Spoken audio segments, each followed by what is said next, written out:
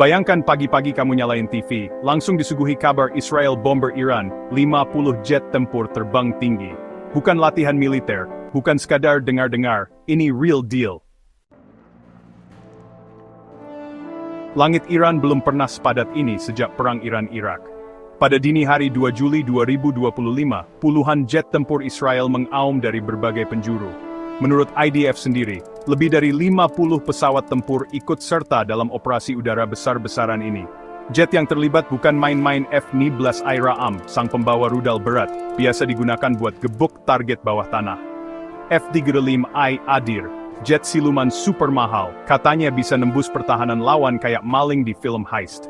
Ditambah drone tempur Hermes 900 dan Eitan, yang bisa terbang lama dan ngintip target dari ketinggian.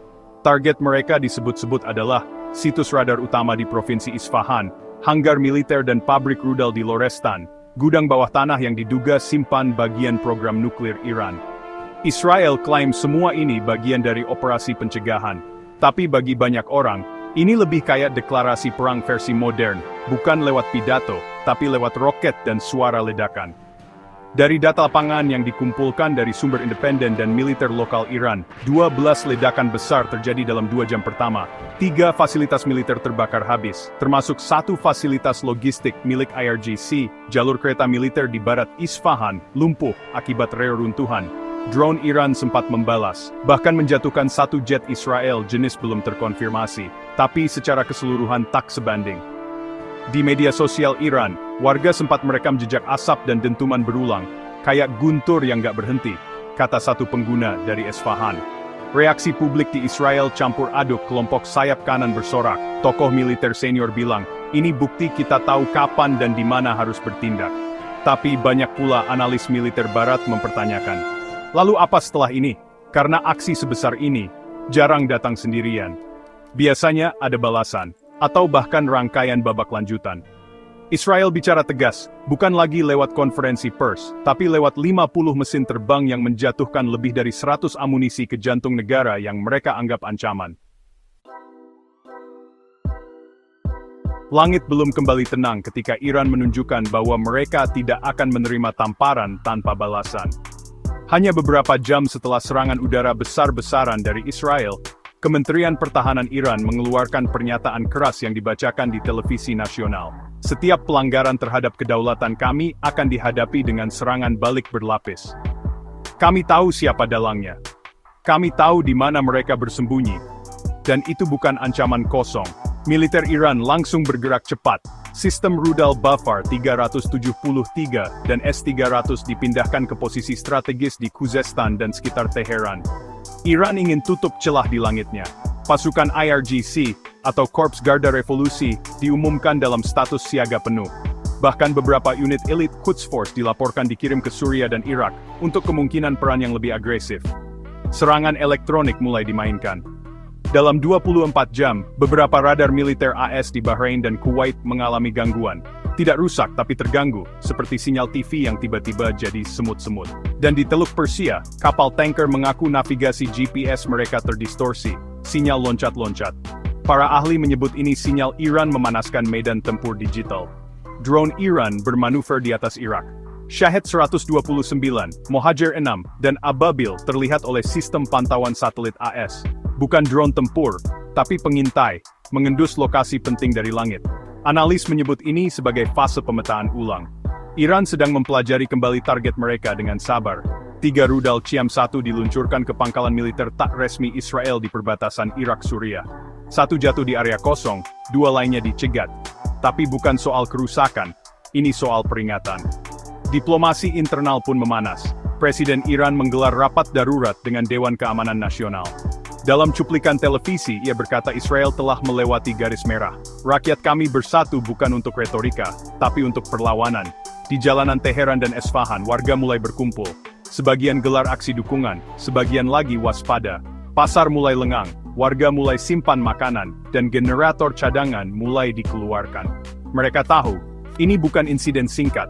Ini bisa berkembang ke medan perang panjang. Iran tak lagi main sandiwara diplomasi. Mereka sedang menyusun babak balas dendam. Bukan asal tembak, tapi kalkulatif. Bukan hanya simbolis, tapi strategis. Dan yang paling membuat dunia barat resah, Iran punya waktu, punya sekutu, dan kali ini, juga punya momentum. Radar militer AS di Bahrain dan Kuwait mulai dapat gangguan. Ini bukan hanya peringatan, tapi sinyal bahwa seluruh kawasan bisa ikut keseret. Ketika bom jatuh di Iran, gema dentumannya terasa sampai ke ruang-ruang rapat PBB, ruang intelijen CIA, dan meja bundar militer Moskow. Dunia langsung menoleh. Tapi bukan menolong. Lebih banyak menimbang untung rugi. Amerika Serikat, si mitra abadi Israel, langsung mengeluarkan pernyataan khas. Kami mendukung hak Israel untuk mempertahankan diri. Tapi di balik pernyataan itu, Washington dilaporkan langsung menaikkan status siaga di pangkalan-pangkalan militernya di Teluk. Pangkalan Al-Udeid di Qatar, Al-Dhafra di UAE, dan pangkalan di Bahrain langsung aktifkan radar 24 jam. Beberapa unit F-22 dan drone Reaper diluncurkan untuk patroli rutin. Pertemuan darurat digelar antara Pentagon, CENTCOM, dan CIA, menilai kemungkinan balasan Iran yang bisa menyeret AS langsung ke dalam api. Eropa sibuk gelar rapat. Uni Eropa mengeluarkan pernyataan, kami prihatin dan menyerukan semua pihak untuk menahan diri. Tapi di balik layar, negara seperti Prancis, Jerman, dan Belanda mengevakuasi personel diplomatik dari Baghdad dan Beirut. Italia, Yunani, dan Siprus bahkan menutup sebagian wilayah udara mereka untuk penerbangan sipil. Harga energi melonjak. Kontrak gas alam naik 7% dalam semalam. Pasar Eropa mulai panik. Rusia langsung menekan tombol diplomatik, menyerukan Dewan Keamanan PBB untuk sidang darurat. Menteri Luar Negeri Rusia bilang, serangan Israel membahayakan stabilitas global. Kapal perang Rusia dikabarkan mulai berlayar mendekati Laut Merah dari Laut Tengah. Cina diam, tapi bukan karena takut, karena kalkulasi.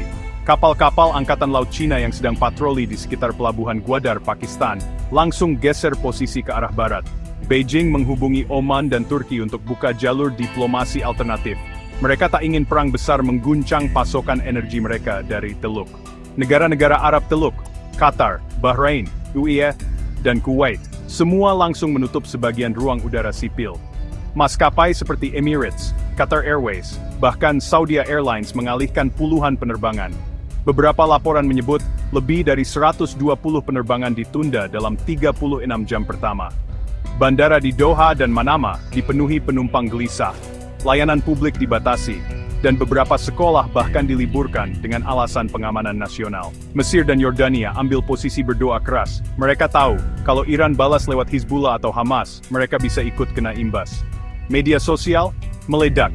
Hashtag Israel-Iran War trending di X. TikTok penuh video ledakan, cuplikan radar militer, dan tangkapan layar pergerakan kapal AS di peta maritim. Tapi juga penuh disinformasi. Banyak warga terjebak antara kabar real-time dan hoax yang menyebar cepat. Dunia menonton, dalam diam, dalam cemas, dalam kalkulasi. Tapi, fakta tak bisa disembunyikan. Langit Timur Tengah hari ini bukan cuma ruang udara biasa. Ia jadi panggung dari drama paling panas abad ini. Dan ketika ruang udara ditutup, bukan hanya pesawat yang tak bisa terbang, tapi juga harapan, stabilitas, dan ketenangan dunia. Karena kalau Iran balas dengan skala besar, bukan cuma Israel yang kaget, tapi pangkalan-pangkalan AS di Qatar, Bahrain, sampai Yordania juga bisa kena tamparan geopolitik. Banyak analis bilang ini cuma pemanasan. Tapi kalau kita lihat pola sebelumnya, pemanasan ala Israel-Iran itu kayak main petasan di gudang mesiu. Sekali nyala, bisa nyeret semuanya. Iran punya banyak opsi, dan gak semua pakai seragam. Mereka bisa, 1. Balas serangan langsung. Mengirim rudal balistik jarak menengah ke pangkalan Israel atau pangkalan AS di kawasan. Sistem Qiyam, Sejil, atau Emad bisa menjangkau target sejauh 2000 km lebih. Bukan cuma simbolis, tapi bisa bikin efek domino geopolitik. 2. Serang lewat proksi Hizbullah di Lebanon, PMF atau Hashd al-Sha'bi di Irak dan Houthi di Yaman bisa digerakkan seperti bidak di papan catur. Kalau serangan mereka terkoordinasi, Israel harus siaga di 3 front sekaligus. 3. Ganggu stabilitas digital. Serangan siber bisa jadi opsi murah dan merusak. Ganggu bandara, sistem kelistrikan, atau bahkan pusat data militer dan keuangan. Iran bukan amatir di bidang ini.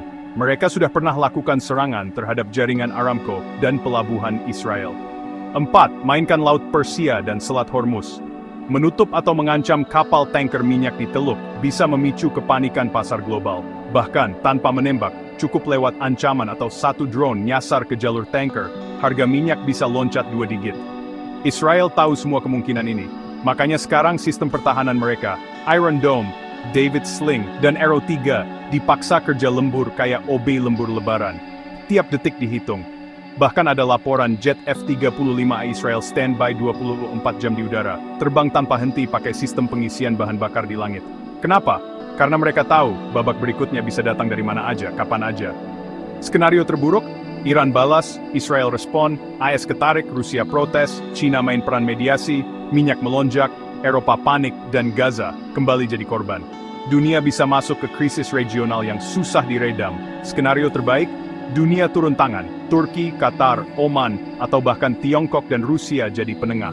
Gencatan senjata ditarik paksa sebelum rudal melayang lebih jauh. Tapi, itu semua masih spekulasi. Yang jelas, bom sudah jatuh, ego sudah terbakar, dan langit Timur Tengah sekarang sedang menunggu babak berikutnya. Dan kalau kita belajar dari sejarah, babak berikutnya jarang lebih tenang dari sebelumnya. Satu jet F-35 katanya udah standby 24 jam di udara. Karena mereka tahu serangan ini bisa jadi bumerang berlapis api.